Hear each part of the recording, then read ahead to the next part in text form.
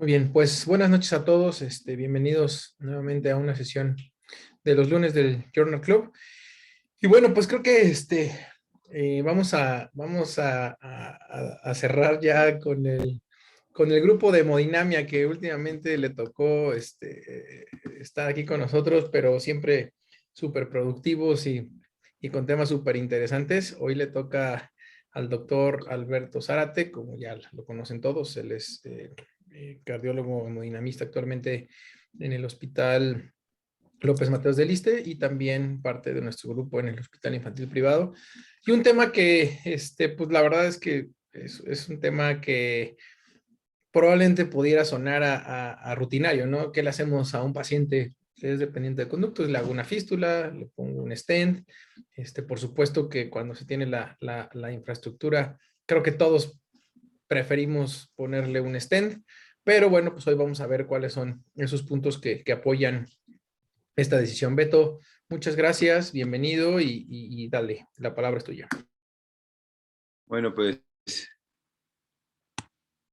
gracias a Charlie por la invitación. Como dice, ya vamos cerrando la participación de hemodinamia y con un tema, la verdad es que bastante padre. A mí me gusta mucho el hecho pues de tener como estos casos, o sea, dos opciones efectivas que realmente van siendo pues difícil en cierto momento la toma de decisiones para ver hacia qué lado nos vamos, ¿no? Entonces, hay dos artículos actuales, les mandamos ahí con Charlie dos, uno más viejito que es meramente quirúrgico, publicado en una revista de cirugía donde hacen la comparativa igual entre la fístula y el Blaylock, la fístula y el stent. Pero este es un artículo mucho más reciente, publicado en Circulation, y la verdad es que tiene una metodología y es un grupo de 4 centros top en Estados Unidos que realmente creo que el estándar que hacen y el análisis de la opción hacia la fístula o el stent en el conducto, creo que lo deja bastante claro en términos de la toma de decisiones, los resultados y pues que dependiendo de las características también de nuestro paciente podemos ir tomando la mejor decisión, ¿no? Entonces, nada más como antecedente para que vean, me di a la tarea ahí rapidísimo antes de empezar. Fíjense cuántas publicaciones hay de Blaylock comparado con la colocación de stent en el conducto. 1368 de Blaylock y 193 de stent. La verdad es que fue a finales de los 90 cuando se empezó a generar ya mucho más experiencia en esto. Y pues la fístula como tal, pues sabemos que ya, ya tiene varios años siendo como fue un parteaguas realmente en el tratamiento de los pacientes con cardiopatía y que ahorita vamos a comentar bien cómo ha sido esta evolución. Entonces, el artículo, ¿cuál es la intención, la clinical perspective? La verdad es que es una colaboración interesante entre varios centros, 4 de Estados Unidos. Comparan la fístula de Blaylock contra el stent de la PCA, ¿no? Entonces, ¿cuál es el objetivo? Y esto lo vamos a repetir varias veces durante la charla. El objetivo principal era identificar si existe un mayor riesgo de muerte o reintervención no planeada secundario a cianosis en el paciente, comparando stent en el conducto y fístula de Blaylock. Realmente no hubo una diferencia estadísticamente significativa entre ambos grupos.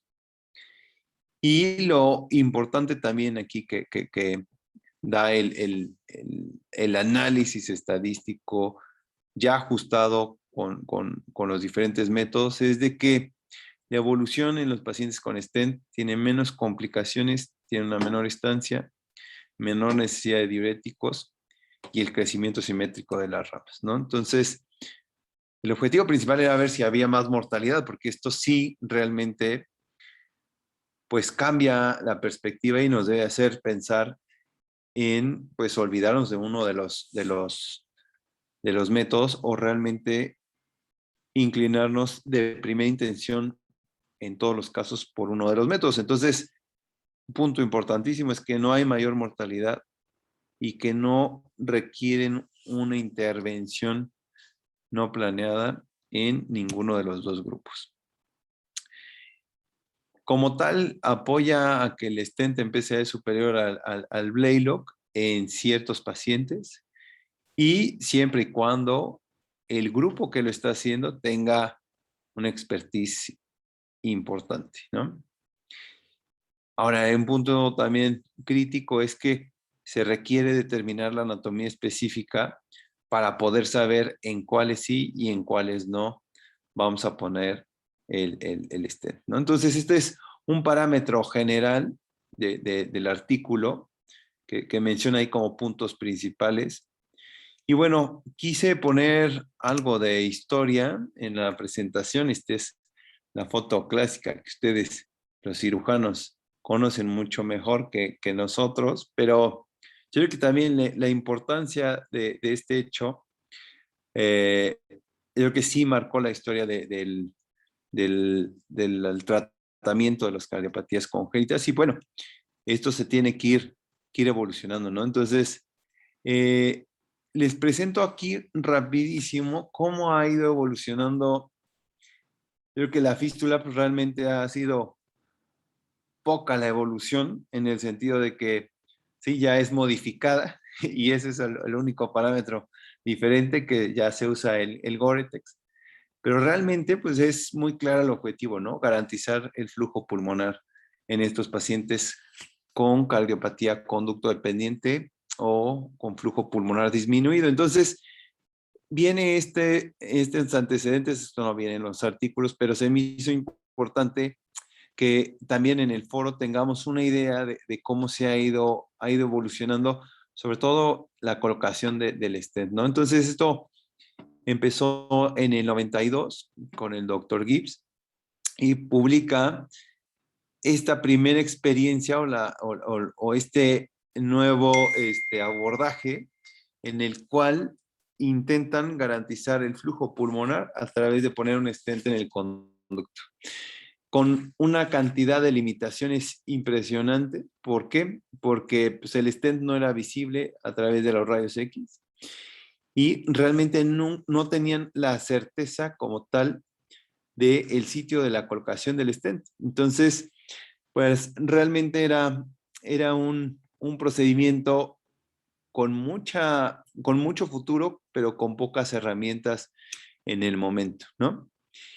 Y después de varios años, después de 7 años, nuevamente el doctor Gibbs en el Circulation hace una nueva publicación en donde ya tiene 19 pacientes. O sea, él tiene la intención de poder, digamos, generalizar o poder plantear la opción de poner un stent en el conducto como una vía de primera elección para estos pacientes, ¿no? Entonces, ya tenía 19 pacientes con diferentes patologías. 2 se le murieron en el cateterismo por espasmo del conducto, 4 muertes tardías, fallo en la colocación casi del 40%. Entonces, y con mucha endotelización en 13 casos. Entonces, realmente los resultados en 7 años, más o menos de los inicios del 90 al 99, muy poco avance, pero había, pues, seguía esa inquietud, ¿no? Y entonces la conclusión en el 99 es que en teoría es muy atractivo, ¿no? Yo creo que es fisiológicamente el paciente con prostaglandinas en una cardiopatía crítica lo mantiene si está perfecto. Entonces, en teoría es muy atractivo, pero en la práctica, al final de los 90, realmente fue muy decepcionante, ¿no? Pero la verdad es que el hecho pues, de mantener esta inquietud generó que se siguiera dando estos intentos, ¿no? A pesar de esto, en el 99 dijo que la mayor parte de los bebés que tenían una cardiopatía pendiente no se iban a beneficiar de el stent en el conducto. Y después, nuevamente Gibbs, en el 2008, ya 15 años después, realmente todavía no tiene una recomendación óptima para la colocación de el stent en el conducto, ¿no? Entonces, realmente, a pesar de todos estos avances, después de 15 años de estar intentando, dice, lo más seguro para nuestros pacientes es hacer una fístula, ¿no? Y esto cambia realmente hasta que viene el doctor Albi, es hemodinamista de Malasia, y realmente este artículo que sacó es una biblia de cómo poner un stent en el conducto. Realmente no lo voy a poner ahí todas las características, pero realmente viene muy claro las indicaciones, hasta materiales, los tipos de conductos a los que te puedes enfrentar, cómo abordar las diferentes morfologías.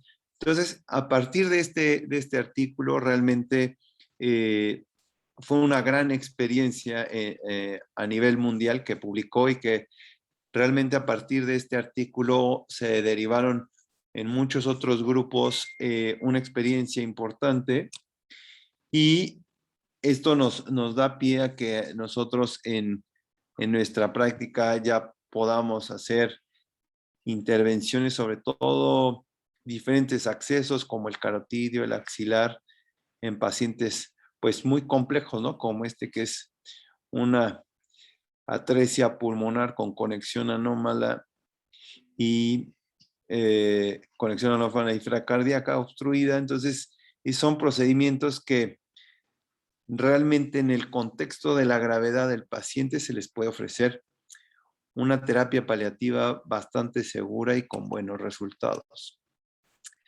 Aquí el doctor Albi hace una recopilación hasta este momento de los casos. Entonces, esto fue a 2014, entonces había pocos grupos que realmente tenían más de 30 pacientes ya con buena experiencia. Entonces, el único que tiene más de 30 en la serie era el mismo doctor Albi en Malasia. Entonces, realmente aquí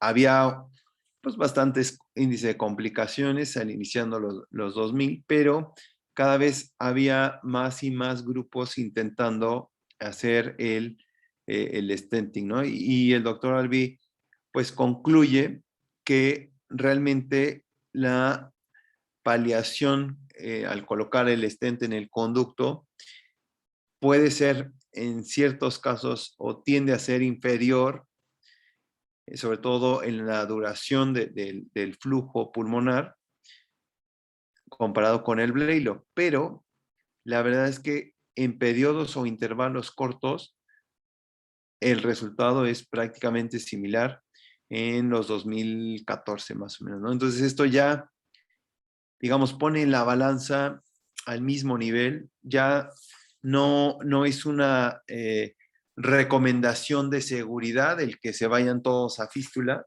y esto ya empieza a ser el boom de colocación de stent en el conducto como primera línea de manejo en estos pacientes.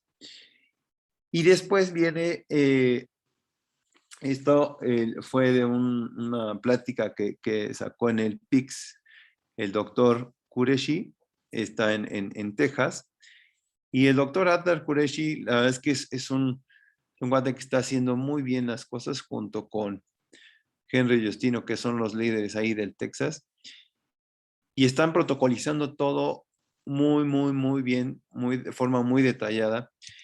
Y estos hicieron varios detalles que se me hacen muy interesantes, ¿no? Entonces, ellos a través de tomografía, en caso que tengan duda, o angiográficamente, clasifican el conducto de acuerdo a su tortuosidad. Entonces, en tipo 1, tipo 2 y tipo 3, ¿no? Entonces, el tipo 1 es el que está directo, o sea, no tiene ninguna tortuosidad o ninguna loop. El tipo 2 es que tiene 1 o máximo 2. Y el tipo 3 es este conducto que pues siempre llega y la verdad es que causa mucha lata.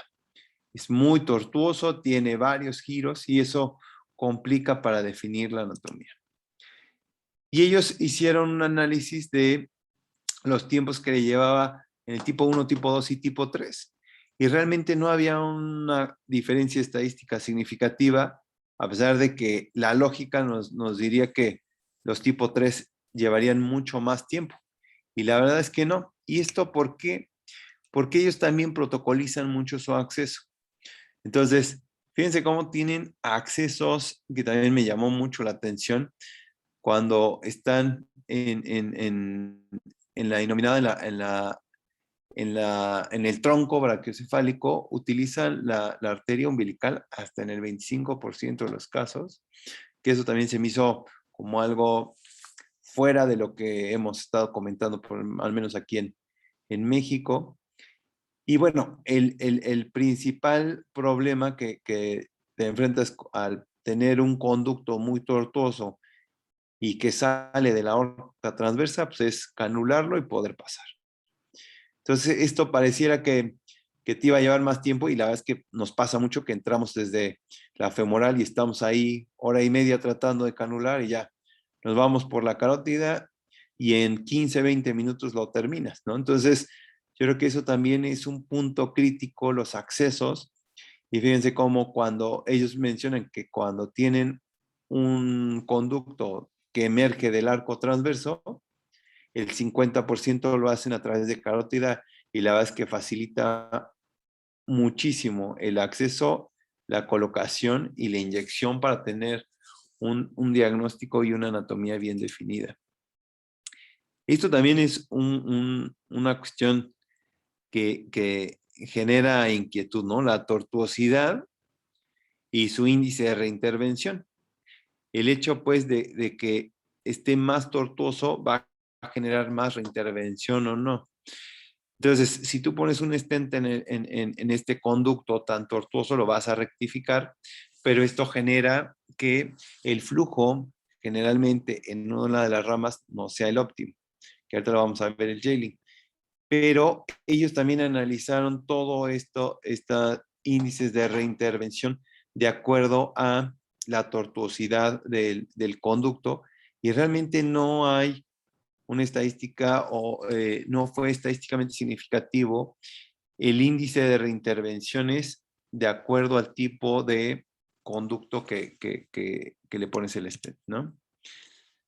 Y esto yo creo que también les inquieta mucho, al menos ahí en el López, también nos expresa mucho Max, Lupita, el yelling de las ramas, que dice, no, pues es que atrapas ahí la rama izquierda y que después para la corrección y la verdad es que se me hizo también muy, muy, muy interesante. Ellos también, pues tienen todo, pues muy bien protocolizado, ¿no? Entonces, ellos evaluaron el impacto del J-Link, primero, pues su estadística, ¿no?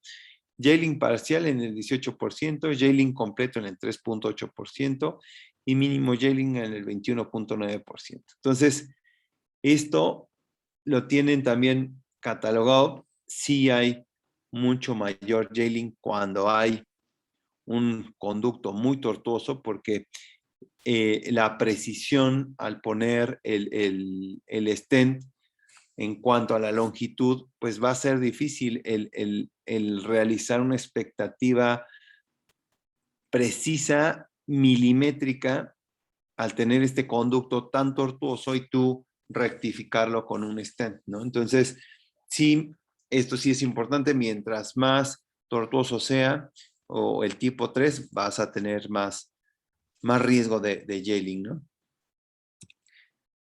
Y esto también lo mencionan ahí en el grupo este de Atlanta, dentro de las 4 instituciones que hicieron, y está padre el dibujo porque hace ahí la simulación, ¿no? Cuando está muy tortuoso el conducto, pues vas a tener que ferulizar todo el inicio de la rama izquierda. Entonces, eso pareciera, y para los cirujanos, pues un dolor de cabeza que dices, no, pues ya mejor no le pongas el stent, me vas a reducir ahí, se va a excluir a la rama izquierda. Pero miren estos resultados. La verdad es que la importancia del J-Link en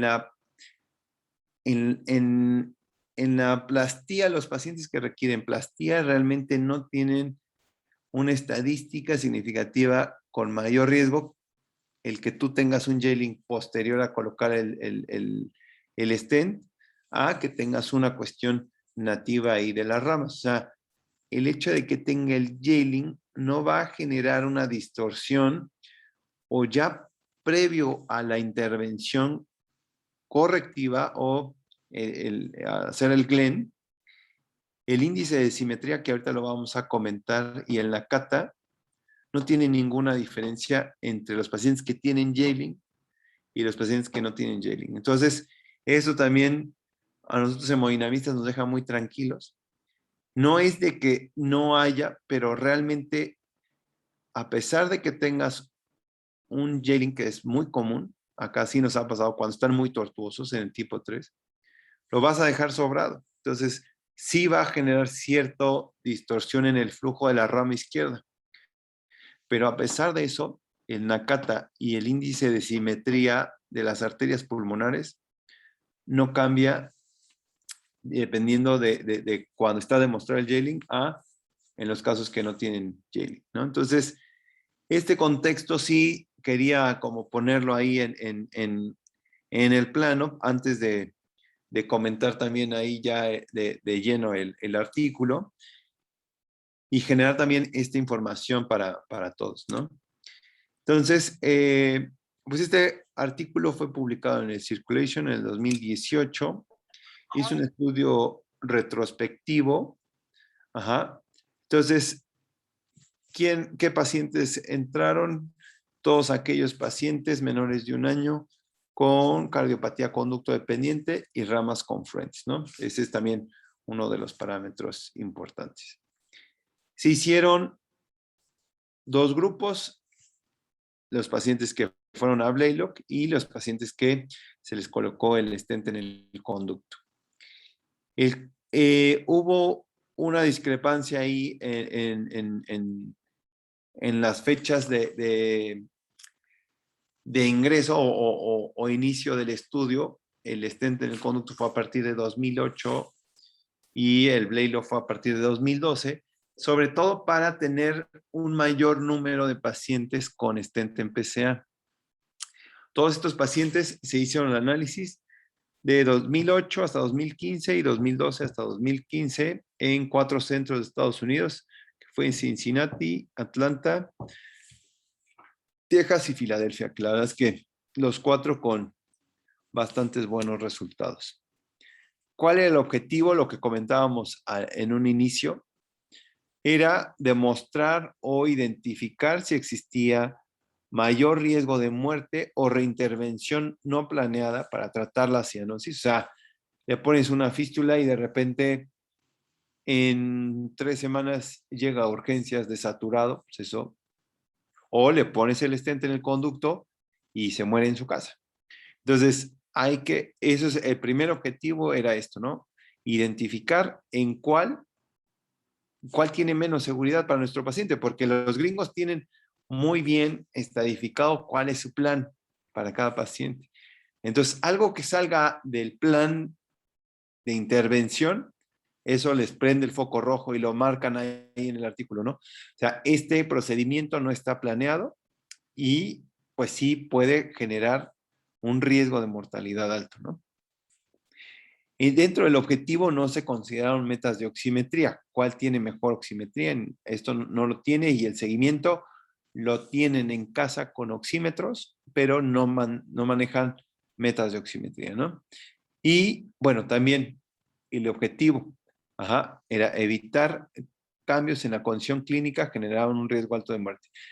¿Qué es esto? No se guían por oximetría, sino que están evaluando clínicamente al niño que se puso más cianótico. A ver, vamos a ver si algún paciente tenía alguna manifestación de disminución de la clase funcional, mayor cianosis, polipnea, dificultad respiratoria, cualquier cosa, tenían cita y los checaban.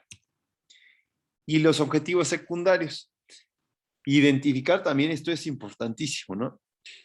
Complicaciones asociadas al procedimiento, ¿no? ¿En cuál procedimiento tenemos mayor índice de complicaciones? ¿Cuál de estas intervenciones van a generar mayor estancia en UTIP? Uno de los puntos también que menciona ahí como objetivo secundario muy específico es el uso de diuréticos.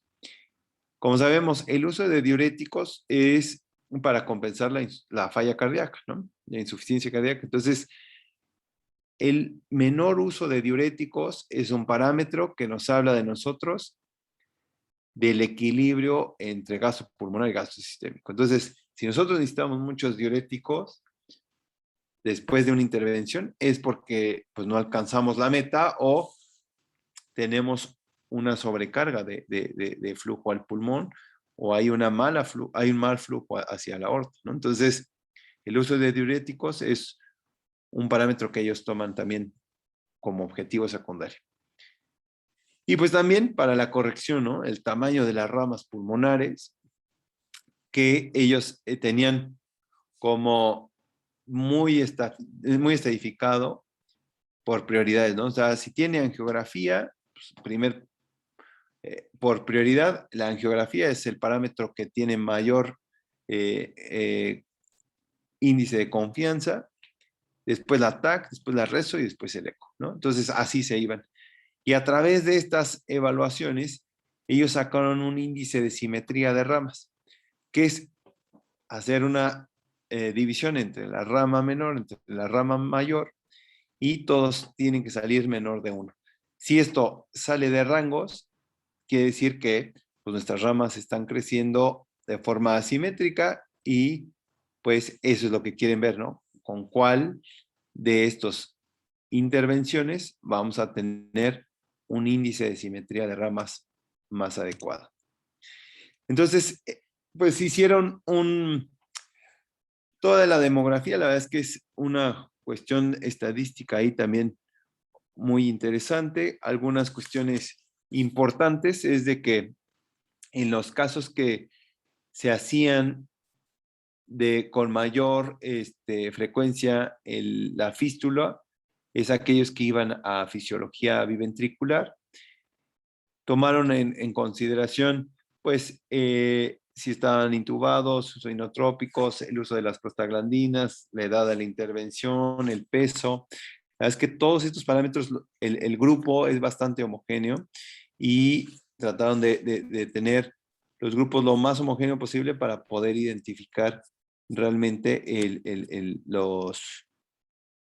los objetivos, ¿no? El hecho de las reintervenciones y pues como objetivos secundarios el uso de diuréticos, el índice de simetría y como tal la estancia hospitalaria.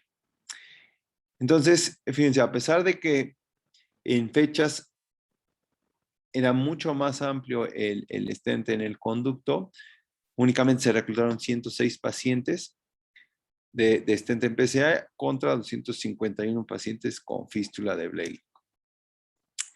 Entonces, en cuestión de la anatomía, el 60% iban para corrección biventricular contra 45% en la fístula, que fue estadísticamente significativo.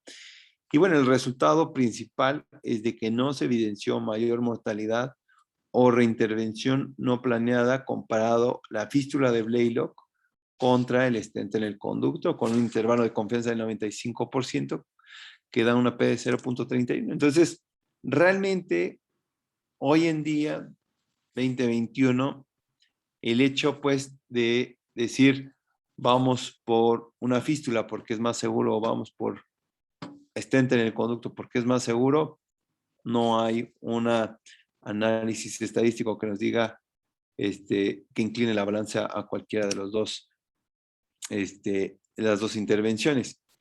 Ahora, el índice de reintervención en los pacientes que se les colocó stent en el conducto fue menor.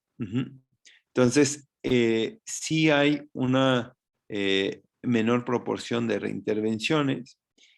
El stent también, esto es muy evidente.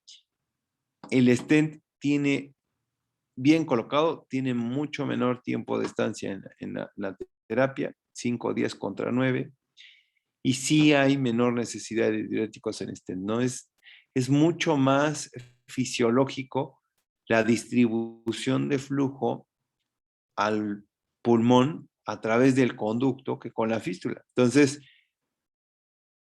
pasa, ¿no? El que quedó la fístula hiperfuncionante quedó muy grande o está muy selectiva al pulmón derecho, eso pasa. Pero también pasa en el stent en el conducto, ¿no? O sea, no es que estemos excluidos de que colocando un stent vaya a dar hiperflujo, pero en la cuestión estadística sí hubo menor necesidad de diuréticos con el stent en el conducto. Hay menor índice de complicaciones en el stent en el conducto, ¿no? O sea, sabemos que la toracotomía sí tiene ciertos riesgos ahí de quilotórax, de parálisis diafragmática, varias complicaciones ahí que se pueden presentar, y la verdad es que el índice de complicaciones con el stent es menor.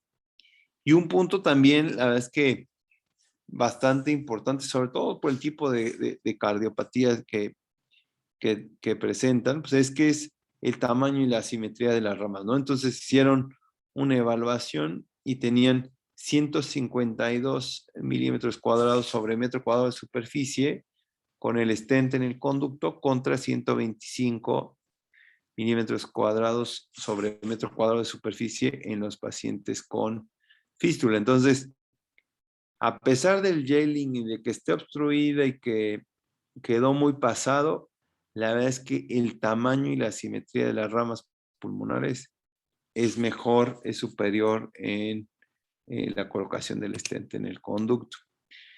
Lo que sí, pues, es que cuando son pacientes muy chiquitos, la lesión vascular, pues sí se presenta y es un punto que hay que considerar, ¿no? O sea, el hecho de que nosotros metamos un introductor 4 French en la piernita, en un niño arriba de 2,500 no hay problema, pero cuando ya bajamos de 2,500, sí es preferible la carótida, la axilar, a pesar de que sí tenemos riesgos de alguna lesión vascular, ¿no? Eso sí es bien importante y siempre tenemos que poner en la balanza esto, pero creo que también a los cirujanos les resulta pues mucho más conveniente el que se resuelva por cateterismo un niño de menos de 2,500 con unas ramas de 2,5 milímetros, ¿no? Entonces, la verdad es que es ir poniendo en la balanza y también de acuerdo a las características anatómicas del el conducto y de las ramas, pues poder ir definiendo cuál sería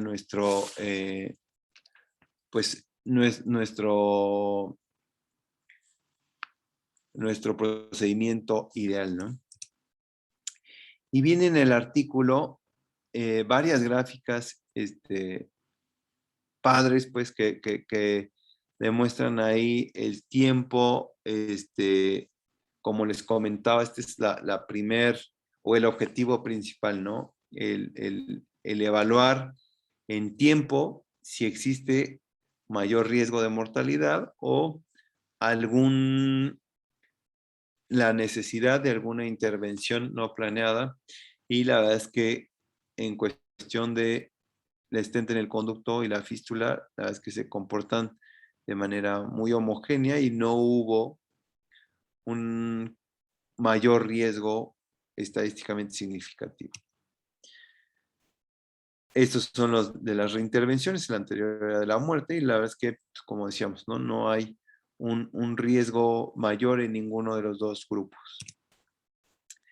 Y esto es como lo ajustaron y fíjense cómo pues, hay un índice menor de complicaciones, son riesgos ya ajustados, el riesgo menor de complicaciones y el uso de diuréticos es menor al egreso en los pacientes con stent en el conducto.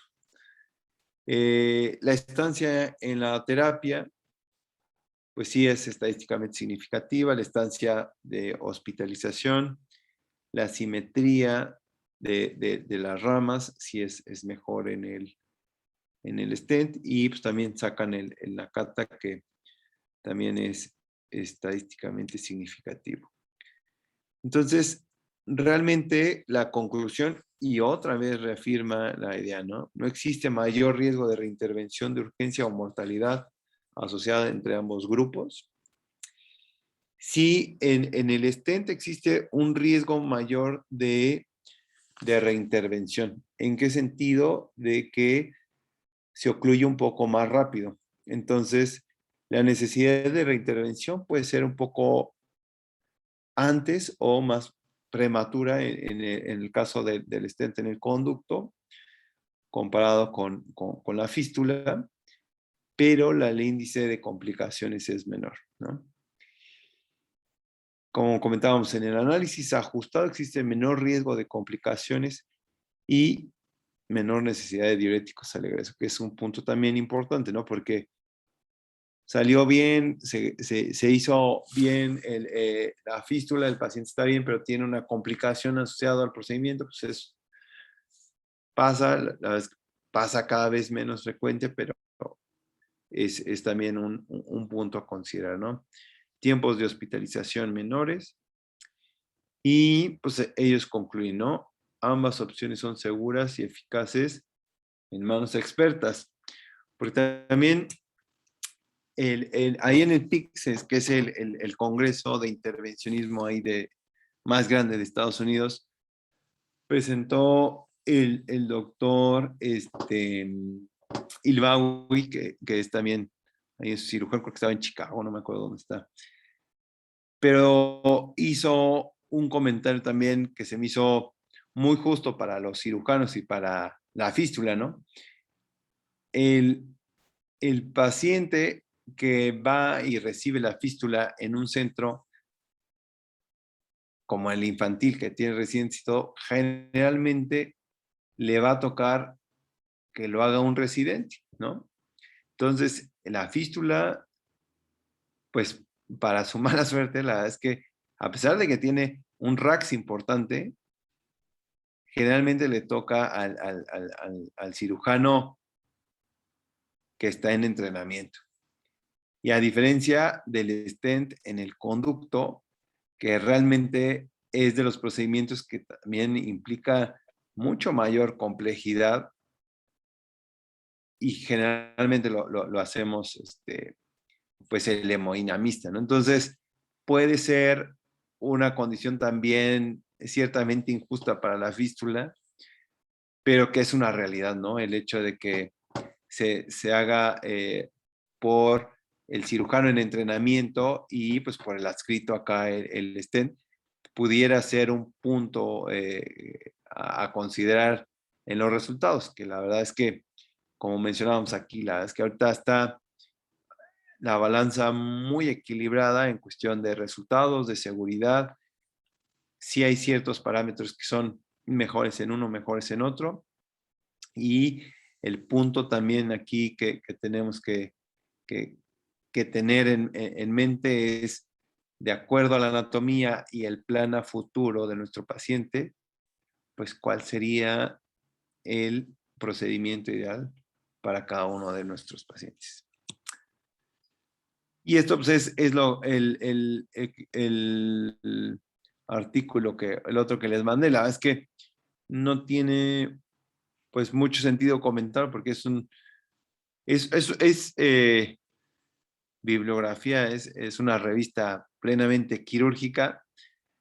Fue en el 2014 y realmente ahí la conclusión son el grupo de Seattle, menciona, ¿no? que el stent en el conducto parece que puede ser un poco más seguro y efectivo en comparación con la fístula de Blaylock. Pero la verdad es que es un grupo de una solo, es la experiencia de un solo grupo. Está interesante porque realmente ahí sí la balanza se va mucho al stent en el conducto, que pues también es un punto a considerar, ¿no? Pero la verdad es que yo creo que ahorita la toma de decisiones que tengamos en cada uno de los grupos tiene que ser pues en estudios multicéntricos o en aquellos que tengan un análisis estadístico un poquito más detallado. Pues hasta aquí queda mi presentación. No sé si tengan dudas, preguntas, comentarios. Buenísimo, Beto. Muchas gracias. No sé si tengan preguntas.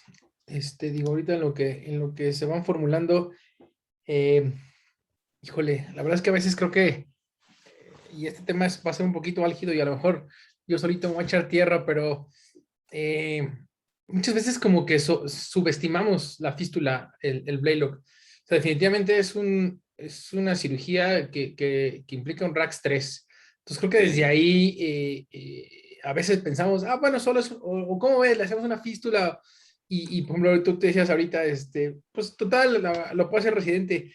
Sí, pero sigue siendo un RAX 3 y desafortunadamente se nos han quedado pacientes en la sala de cirugía porque haciendo la fístula se para, etcétera, esos pacientitos en los que el conducto está súper pequeñito y entonces pinchas un poquito la rama y realmente estás haciendo una cirugía, una anastomosis en paro, o también cuántas veces hemodinamia tiene que reintervenir las fístulas porque se dobló un poquito, porque quedó un poquito acodada, porque se deshidrató el paciente, porque se trombosó ese paciente y también creo que nos hemos enfrentado, a lo mejor en menor grado, pero también muchas veces en que cuando las ramas están muy pequeñitas y hacemos una fístula, ok, quedó más o menos, y entonces nos metemos a hacer el Glenn y el Blaylock, a final de cuentas, deformó la rama y estenosó un poquito la rama, etcétera. Entonces yo creo que hablando pues en el área quirúrgica y probablemente en lo que nos toca a nosotros,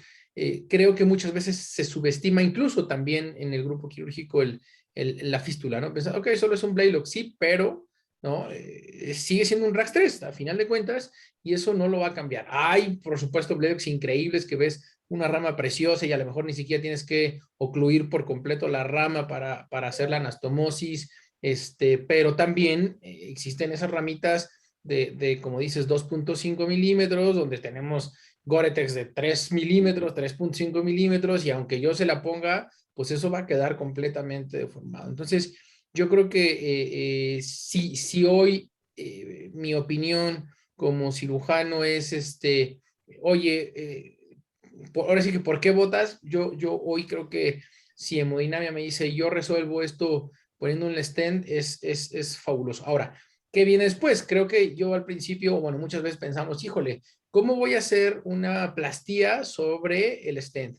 ¿O cómo voy a hacer la cirugía sobre un stent? Pero la realidad es que hoy creo que la manipulación y las plastillas y las anastomosis sobre ese tipo de materiales, la verdad es que creo que nos ha ido bastante bien, ¿no? Antes o bueno, yo de inicio, a lo mejor cuando me enfrentaba a este tipo de problemas, decía, híjole, ¿cómo le voy a quitar todo el stent a la rama, no? Pero no, muchas veces solamente lo abrimos sobre el mismo stent, lo abres, lo partes a final de cuentas, dejas todo el tejido, lo dilatas un poco y a final de cuentas se puede hacer una buena anastomosis, por supuesto, con todas las precauciones, pero creo que hoy el trabajar sobre una rama que fue ya intervenida por hemodinamia, tampoco creo que sea punto de discusión o en contra, ¿no? Entonces, mi opinión, por supuesto, esto es así como muy personal, es eso que hoy si hemodinamia me dice, oye, podemos resolver esto poniendo un stent en el conducto, la verdad es que hoy para nosotros sí es formidable. Por supuesto, todo lo que ya mencionaste, el crecimiento simétrico de las ramas, la intervención, la recuperación, ¿no? A final de cuentas, no falta. Nosotros trabajamos muy cerca del frénico cuando hacemos la disección y la parálisis diafragmática es una de las principales complicaciones, o a fin de cuentas, una de las causas más frecuentes de parálisis diafragmática son las toracotomías y por supuesto el Blay por lo cercano que trabajamos de esta zona. Entonces, definitivamente creo que esto, en mi punto de vista, es una alternativa muy, muy, muy, muy viable. Ahora, aquí el tema, ¿no? Y a lo mejor ahí es donde yo podría poner en la balanza. Un tubo de Gore-Tex probablemente me puede costar 10,000 pesos y trae 20 centímetros y ocupo, ¿no? Entonces, ¿cuál es el costo que se puede tener? Y sobre todo, pues creo que nosotros somos afortunados en tener el recurso en nuestros centros, porque hay algunos otros lugares donde es un poco más complicado esto y como dices, la experiencia vale mucho la pena. Pero también el complementarlo, ¿no? O sea, hemos estado nosotros ahí, ¿no? En la sala, oye, necesito que estés aquí y aparte a veces tenemos que correr porque no se pudo poner el stand y entonces hay que llevarlo a quirófano para hacer la fístula, ¿no? Entonces, creo que también sigue siendo lo que hemos platicado, esto es un trabajo en grupo, en equipo y qué bueno que ustedes ya, digo, en algún momento comentábamos que si los abordajes, que si necesitaban la ayuda, de repente, oye, ayúdame a disecar la carótida, y creo que eso ya ustedes lo tienen bien dominado, pero sí también saber que el stent hay que estar pendientes porque muchas veces hay que correr al quirófano saturando cero para poner la fístula. Pero bueno, pues la verdad es que, como dices desde el principio, es un tema que también a mí me gusta mucho y que siempre creo que sería un error decir, ok, es esto o esto. Yo creo que no, como bien lo dices, la evaluación preparatoria, decir, este stent se puede poner, me va a ir bien, ok, si no, lo llevamos a fístula, pero no dejar de lado que la fístula sigue siendo un RAX3 y es comparado con un falot, ¿no? Simplemente Exacto. comparado con, es como si fuera un falot. Entonces, creo que sí es importante tener eso en mente, pero excelente, Beto, muchas gracias. Sí, sí, sí, la verdad es que son temas interesantes y como decías, el hecho pues de que de repente estás ahí y se paras, nosotros nos ha tocado y de repente lo abres o de repente se te queda ahí en la sala, ¿no? O sea, nosotros también nos han muerto pacientes ahí en la sala porque pues, es el stent se espasma el conducto y ya no hay forma de abrirlo. De También acuerdo. apenas me comentaba Vane de el eco que está allá, no me acuerdo de dónde es, pero me mandó las imágenes, pusieron un stent en el conducto y quedó 1.5 milímetros de la boca aórtica no ferulizada. Y como dices, de repente eso, pues, de poner otro stent implica una cuestión económica importante y no tenían, o sea, ya estando en sala no tenían otro stent, entonces les dije, no, se les va a cerrar. Entonces, sí, son cuestiones pues difíciles que implican, la verdad es que sí, recursos Claro. de material, pero yo creo que sí, el hecho pues de que podamos contar con ellos y que en cierto momento los centros aquí en México tengamos un expertise importante con más de 20, 30 casos, la verdad es que eso va a hacer la diferencia también en cuanto a la precisión, el flujo, el tamaño, todo eso vas aprendiendo cuáles son las necesidades de cada niño, ¿no? De acuerdísimo. Mónica González nos pregunta, hola, ¿es algo más para manejo personal? Cuando cortan las prostaglandinas antes del implante del stent? ¿Sería en la sala al inicio? Digo, nosotros en el Blaylock, una vez que nosotros tenemos ya la anastomosis terminada de la arteria pulmonar, primero hacemos la subclavia, o sea, una vez que el Blaylock está ya instalado es cuando apagamos las prostaglandinas, antes no. No sé ustedes, Beto. Pues fíjate que eso también lo están, digo, es que hay muchas cuestiones ahí que se pueden protocolizar, pero algunos grupos las suspenden 8 horas antes, sobre todo cuando los conductos son grandes. En pacientes pequeños, sí les gusta suspender más o menos 8 horas antes las próstatas para que reduzca un poco la boca pulmonar y con eso hacer el implante de acuerdo al diámetro que necesitas. Pero ahí en Texas lo que hacen es que hacen un test y está buenísimo porque hacen un test de suspender las próstatas para ver cómo reacciona, porque hay pacientes que nos han tocado que la suspendes y a los 10 minutos empieza a desaturar y hay otros que están casi 12 horas sin próstatas y sigue abierto el conducto. Entonces, eso yo creo que el test ahorita, sí nosotros hemos hecho así, con muy claras las indicaciones a la USIN. A ver, mañana es el procedimiento, suspendan en las próstatas y se lo va suspendiendo y en 6 horas, si baja de 70 la saturación, se los prendes nuevamente y más o menos nos das un rango de disminución del diámetro del conducto en tiempo para también planear nosotros la intervención, pero también eso ya adentro ahí en el CT, suspendidas las tenemos que volver a poner para que abra un poquito la boca pulmonar y no sea más fácil cruzar, porque de repente lo canalizas, se espasma un poco el conducto y no es tan sencillo el cruzar, ¿no? Entonces eso, sí, esto es, la verdad es que es un procedimiento que implica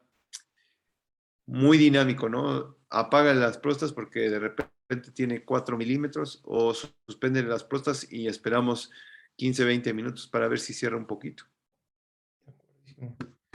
Muy bien, Beto, muchas gracias. ¿Alguna otra pregunta, comentario, sugerencia? Ya les vamos a quitar los casitos de las fístulas. Ya sé, caray. No, por mí encantado. Por mí No, sí, encantado. sí, están Muy bien. bravas. Bueno, pues si alguien si ahorita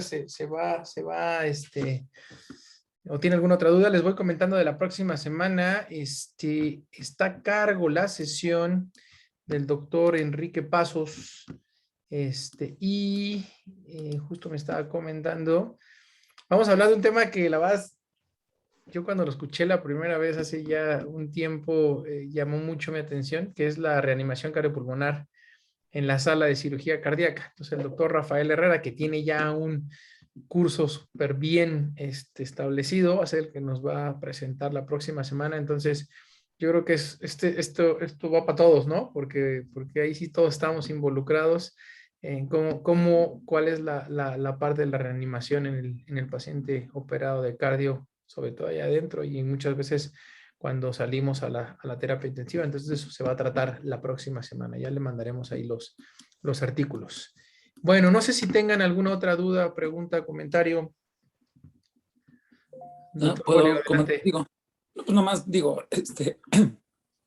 creo que nada más felicitar a Beto porque está haciendo muy buenas cosas y yo definitivamente comparto la opinión de Carlos, o sea, si pueden ponerle un stent en el conducto, ¿para qué me meto yo a hacer el Blaylock? Al contrario, y las complicaciones de las que se quejaban los cirujanos antes al tener que intervenir una rama que ya tiene un stent, la verdad es que uno aprende, pues, que el stent se puede cortar, se puede usar, quitas lo que te estorba y dejas lo que ya no te estorba del stent, ya es lo de menos. Entonces, sí, yo alguna vez revisé precisamente para unas pláticas en cursos de neonatos, de cuestiones neonatales, intervencionismo en el recién nacido, y yo básicamente me enfoqué a dos cosas y llegué a una conclusión, a mi propia conclusión. En caso de que necesite flujo pulmonar con una fístula de Blalock-Taussig, es conveniente el stent, o sea, es mejor el poner, tiene muchas más ventajas el stent en el conducto arterioso, aun cuando de todos modos no te quitas la posibilidad de hacer después una fístula si la requiere. Y al revés, y hablando, porque yo comparé ahí más bien con coartación de aorta, ahí al revés, yo llegué a la conclusión de que la coartación de aorta en el recién nacido le va mucho mejor quirúrgica que con intervencionismo, porque por las necesidades de reoperación, porque aseguras el tejido, porque quitas el tejido ductal, etcétera, etcétera. Entonces, pues sí, todo eso. Y lo que se habla del J-Link, pues la verdad es que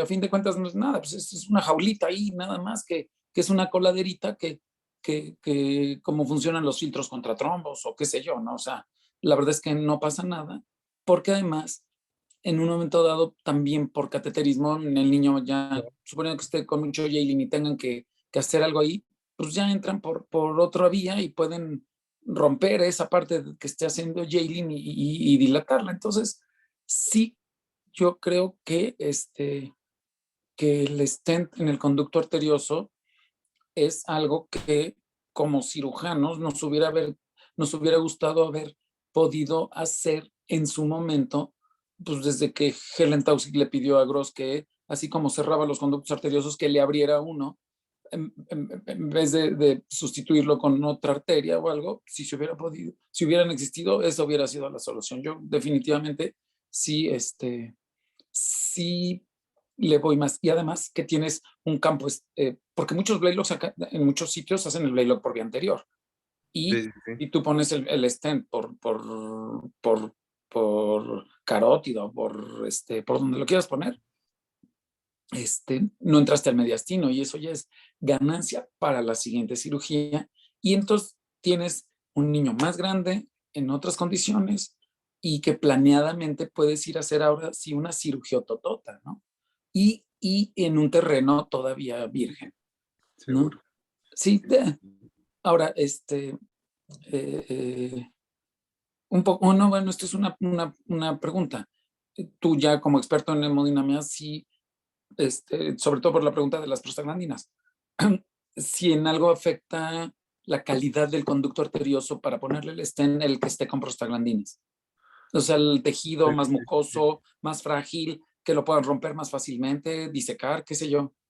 Pues no nos ha tocado, ¿eh? O sea, el hecho es que pues prácticamente todos entran con prostas, todos.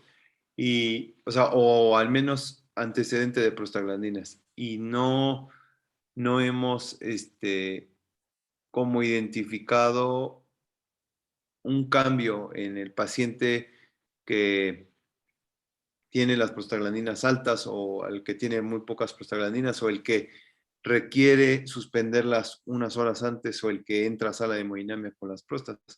La verdad es que le digo, eso está muy dinámico y nos ha tocado de todo, ¿eh? De verdad que pacientes que le suspendemos horas antes las prostaglandinas y sigue abierto el conducto y abre el stent igual al que le suspendemos en el momento. La verdad es que no hemos encontrado una diferencia ahí importante. Lo que sí es que cada vez encuentras, bueno, son las morfologías ahí que te tocan, ¿no? Pero sí, conductos muy complejos, muy tortuosos, pues del tronco o de la transversa. Apenas metimos otro también ahí muy tortuoso, queda un poquito pasado hacia el tronco, pero con buen flujo. Entonces, esa es la idea, ¿no? Independientemente de qué material necesites o poner dos stents, también nos ha tocado, ¿no? Hacer, ferulizar la boca pulmonar con un diámetro menor y poner también otro stent un poquito más grande en la boca aórtica y eso fisiológicamente hace pues más el flujo del conducto, pues el natural, ¿no? El habitual. Entonces eso también está interesante y yo creo que cada vez van más y más y más y más experiencia y al momento de compartirla, pues también te enriqueces mucho, ¿no? Ahora, también un poquito, principio, alguna vez yo platicando con el doctor Aldo Castañeda, yo lo oí de su voz decir, platicando con el doctor González Serna, Aldo Castañeda, estábamos hablar de esto y ellos en algún momento se les había ocurrido, infiltraban con formol, o no formol, le ponían formol encima, hacían toracotomía, llegaban al conducto arterioso y le ponían formol para fijarlo ahí en vivo. Entonces, pues sí, estaban fijando el tejido, ya se quedaba abierto el conducto. Pues sí, lo que pasa es que, pues, bueno, suena horrible, chistoso ahorita en estos tiempos, ¿no? Pero esa Ya era era la idea, el principio. La idea es, o sea, la fístula de Blalock-Taussig, a fin de cuentas, se hizo porque no había formas de mantener permeable el conducto arterioso. Conforme fueron saliendo las formas de tener permeable el conducto arterioso, pues fueron desplazando, ¿no? Y bueno, ya nada más para terminar, ahorita pues, estamos platicando tú y yo y qué buena onda, pero también hay hemodinamistas que no les quieren entrar. Y entonces, eso a veces resulta en que se puede manipular la información o sea decir, no, no, porque que casualmente los conductos tortuosos y que son más difíciles de poner un stent y que seguramente van a fracasar, casi siempre son en sábado en la noche. Entonces, qué chistoso, ¿no? Entonces, digo, no, lo digo un poco de broma, porque también se presta para manipular esa información, ¿no? Sí. No, es un punto. Eso pues es trabajo en equipo, nada más, ¿no? Sí. No, y sí, la verdad es que sí, con un tipo 3 o el tipo 6, la verdad es que sí te vas a llevar un rato o tienes que tener otro acceso, ¿no? Eso es lo que ya como hemodinamistas tenemos que ir también teniéndolo como muy claro, ¿no? O sea, si tienes uno tortuoso, pídele el angiotac y ya con la angiotac tú ves cuál es el vaso que entra de forma más directa y eso te facilita mucho, porque ya que hemos estado a veces 2 horas por la femoral y por la carótida 15 minutos y queda listo. Exacto. Oscar Muy bien, pues, nos comenta que el conducto tortuoso es complejo colocarlo y ellos en Mérida han optado por hacer fístula en estos casos y que te felicita, Beto. Sí, yo creo que es un poco eso, ¿no? Lo que platicaba también el doctor, o sea, la práctica, el expertise, el tener también mucho, esta parte de la disponibilidad de la misma sala de hemodinamia, del equipo, del grupo, etcétera, ¿no? Creo que todo es válido. Por ahí les compartí Mario Nieves, que es el residente de terapia intensiva del Hospital Infantil Privado, me mandó un artículo, ya sabes cómo son las nuevas generaciones, el artículo que se va a publicar mañana, donde hablan un metaanálisis acerca de stent versus fístula, y bueno, ahí se los compartí para echarles ahí, que le echen un ojito.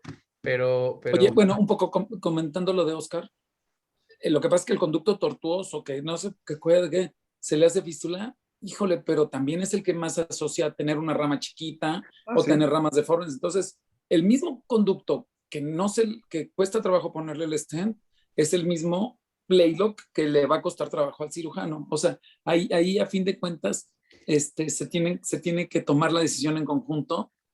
O sea, eso habla más a ver, Beto, fíjate, yo tengo esto con esa ramita, ver la angiotac, como tú dices, híjole, pues seguro voy a fracasar con el Blalock. Prefiero que intentes poner el stent. ¿Por qué? Porque si le mantenemos, aunque nada más dure un tiempito, lo mantenemos abierto y me hace crecer un poco las ramas. Y ya, es a lo que me refería. Ponle el stent y en un par de meses le hago, a lo mejor le acabo haciendo una fístula y ya, ni modo, pues, para llegar a la corrección después, ¿no? Claro. Yo creo que cada caso es tener que ir tomando decisiones pues juntos, ¿no? Aunque y pues ni modo, así es ahora es el team cardioquirúrgico y tienen que estar los dos y los dos tomando decisiones y discutiendo y viendo pros y contras, ¿no? Seguro. Sin egos y sin, o sea, sin ego, pero sí con disposición, o sea, con ganas de querer ayudar, ¿no? Seguro. En fin, bueno. Muy bien. Muy bien, Beto, qué padre. Muy bien. Y yo creo que lo que tenemos que hacer como cirujanos es aprender a poner stents. No, de veras, a mí me gusta, pues. O sea, si yo es padre, ¿no? Incluso hasta el abordaje, hasta la mejor por toracoscopía en un momento dado, qué sé yo, ¿no? Sí, lo que necesitan ahí es una sala también en el quirófano, unos rayos X. O un arco, exacto. Un Sí, sí. arco. Y un arco que nos dé la lana para comprar. Sí, sí, sí. En fin. Sí, no, pero la verdad es que sí se podrían hacer muchas cosas ahí. Sí. Ustedes con la toracotomía, ahí las ramas y todo eso, meter ahí un stent, yo creo que serían buenas opciones.